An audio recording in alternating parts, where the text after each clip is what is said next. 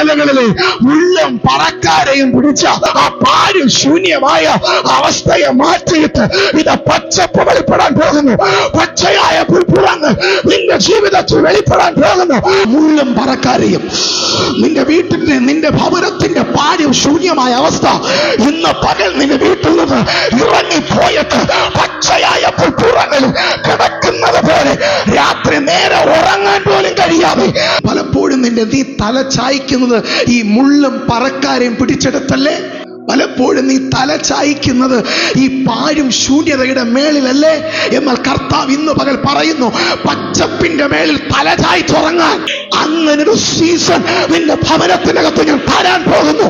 പച്ചയായ പുൽപ്പുറങ്ങളിൽ അത് തന്നെ വിടുതലിന്റെ തുടക്കമാണ്.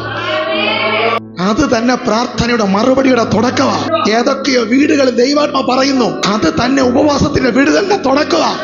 വിശ്വാസ കണ്ണു തുറന്ന് കണ്ടോ ചില പുൽപ്പുറങ്ങൾ കിളിർത്ത് വരുന്നത്?